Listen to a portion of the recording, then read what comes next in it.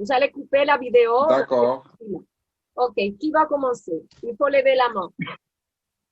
Avec la question. Je vais commencer. Stalin, OK. Et Stalin va nous dire. Oui, on y va.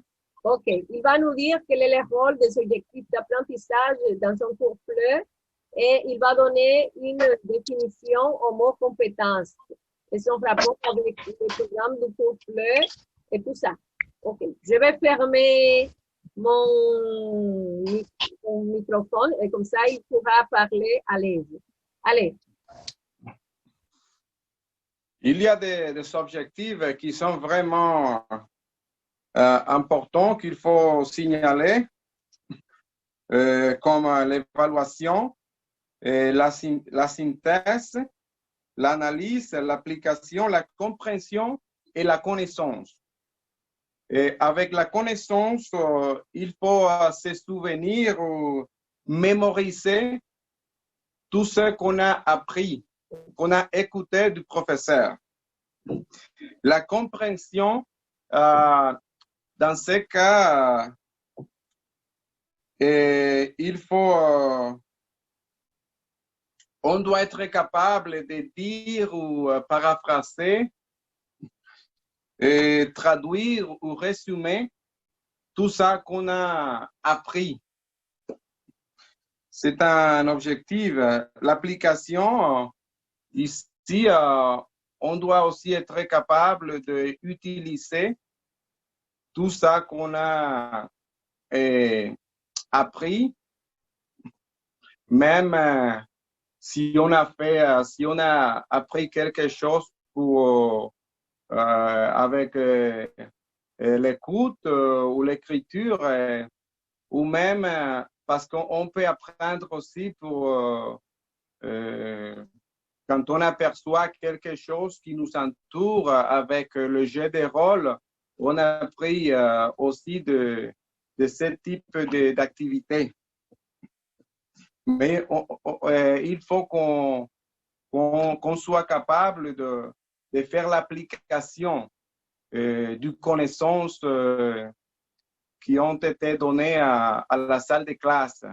Parce que si j'apprends quelque chose, mais je ne suis pas capable de faire l'application à l'air de parler, à l'air d'écrire, je ne peux pas faire l'application. C'est un problème parce que je reçois les connaissances, mais je ne suis pas capable de faire l'application. Ça veut dire que faire l'application, c'est très important. Hein? L'analyse aussi, c'est important. Toutes les choses ici sont importantes, mais l'analyse aussi, c'est la façon comment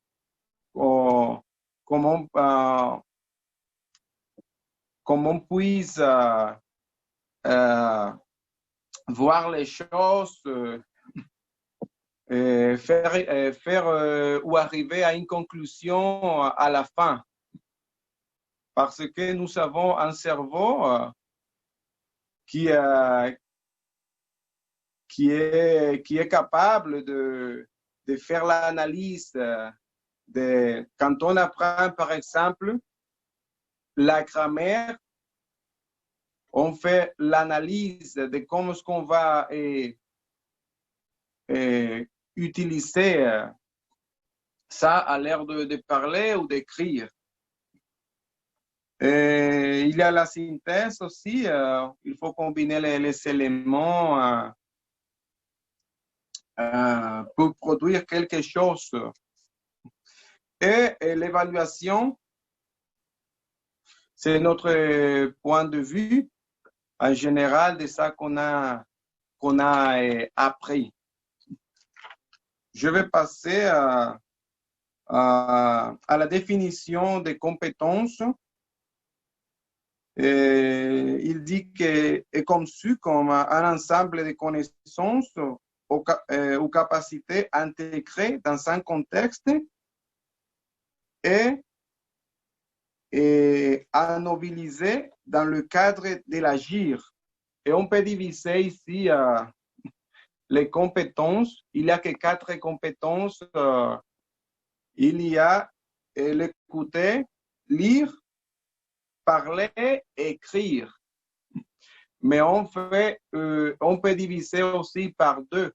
Il y a les compétences de la compréhension et la compétence de l'expression. La compétence de la compréhension, ce sont écouter, lire, et de l'expression parler et écrire.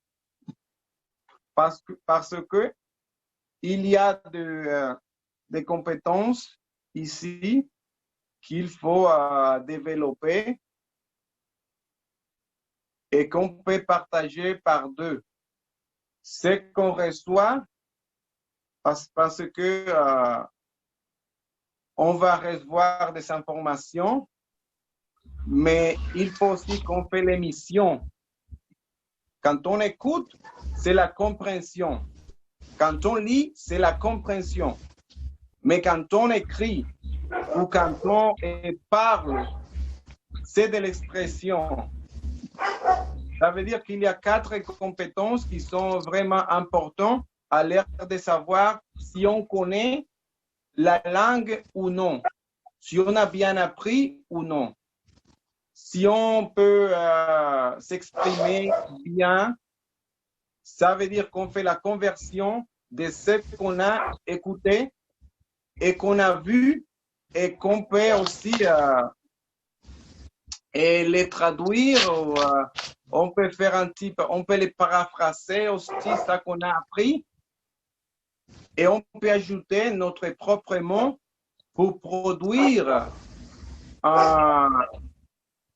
ou reproduire les connaissances d'une manière personnelle. Ça veut dire avec mes propres mots. C'est pour cela que s'il y a quelqu'un qui apprend la langue dans un cours clé comme nous, et cette personne, elle n'est pas capable de parler ou d'écrire, c'est un problème. Ça veut dire qu'il n'y a pas réussi au cours clé. Et c'est un problème en général. Moi, pour faire la conclusion, personnellement, je pense que il faut, comme une manière de réflexion, je vais dire que il faut étudier tout ce qu'on a comme matériel, mais il faut aussi parler, même si nous sommes seuls à la maison, il faut parler parce que avec la pratique, il faut faire des gammes, il faut pratiquer parce que sinon, à la fin, on ne va pas réussir pour avoir un niveau des connaissances ou des compétences plus acceptables dans les cours ou dans la classe ou la salle de classe. Merci beaucoup.